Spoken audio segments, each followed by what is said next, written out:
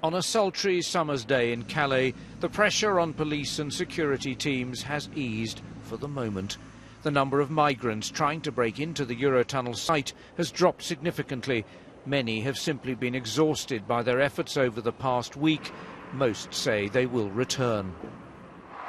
Any respite is welcome at the forward control for Operation Stack, a cluster of command vehicles on the M20 just north of Ashford.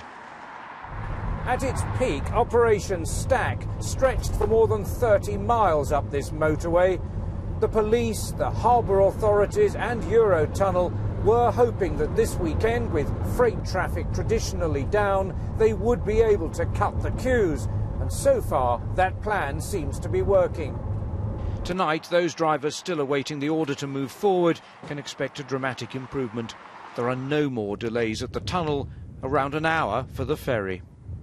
But government warnings of further disruption have prompted the opposition to write to the Prime Minister, suggesting that the French should offer compensation to those whose businesses have been put at risk. It's got to be sorted out. It can be sorted out, and it's not good enough to simply say, prepare yourself for the problems. He should be solving the problems and making sure nobody goes out of business as a result of his failure to get the French to do the right thing on this.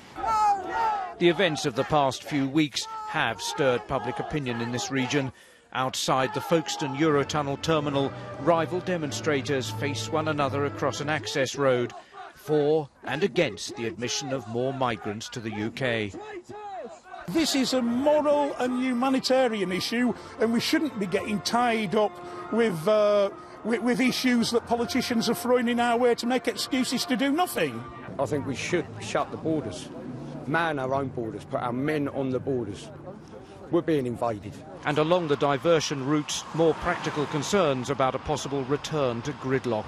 I think it's affected the businesses and lots of local people in a massive way, because it's just taking so much longer to go and do their day-to-day business and get around Ashford and the surrounding areas.